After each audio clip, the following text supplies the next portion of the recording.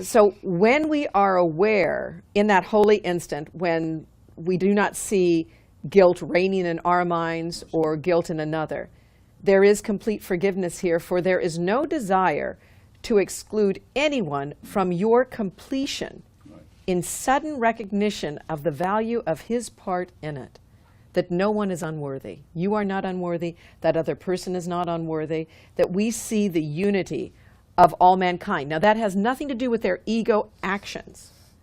So when we talk about this, this has nothing to do with the Russian army that has shot missiles at the airliner and shot them down.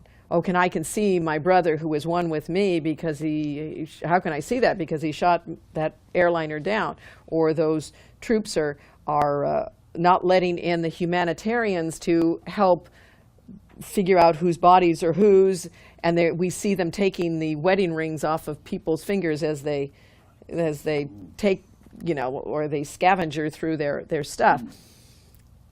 This has nothing to do with form. And I think this is the hardest things for us to understand. Jesus did not condone action. He condoned the truth about you.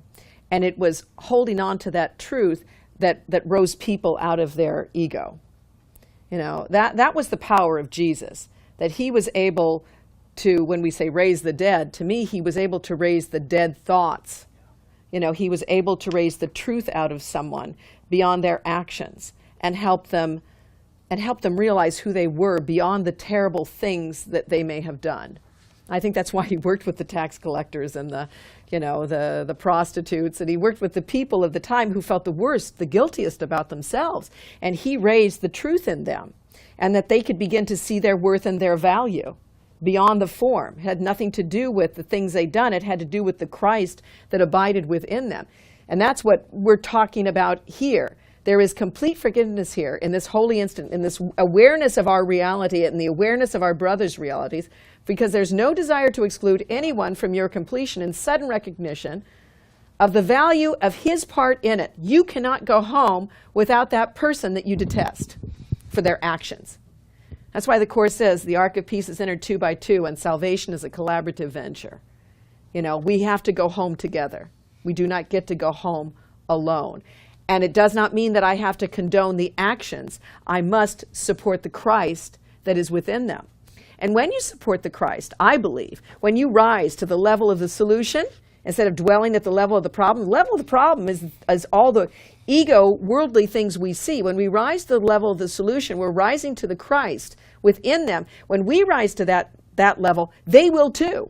They will too. And the things that they do that are not helpful for them to be aware of the Christ that abides within them will have no more appeal to them. That's what we saw Jesus do. That's where he literally raised the dead. He got them out of that dead consciousness. And we're asked to do, and he said, what I do, you can do in greater. He's asking us now, by giving us a manual for teaching us how to do that, how to be aware of where our consciousness is. He's teaching us how to do it now. So we're asked to be aware of that. We're asked to rise to that level when we're watching the news, when we're dealing with these difficult people, when we're faced with challenges in our lives. As it says here, a sudden recognition of their value can lift us into this awareness. In the protection of your wholeness, to do this is the protection of your wholeness, the wholeness of the world. All are invited and made welcome. And you understand that your completion is God's. That's kind of what we were talking about before.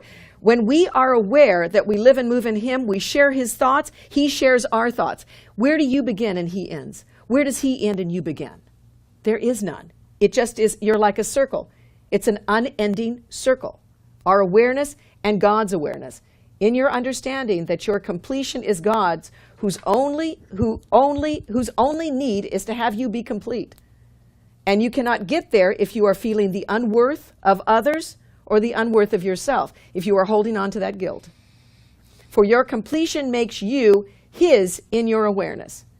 This awareness makes you know you are his and he is yours. And here it is that you experience yourself as you were created. I am as God created me, and as you are. It is a powerful truth. And we can get these awarenesses. You might say, I don't know how to get there. Well, yeah, that's right. Good, you said it right. I don't know how to get there, but I have the when now. I can be willing. That's why the Course keeps saying it just takes a little willingness. That's the when. The how, you don't know. But the when, yes, it's now.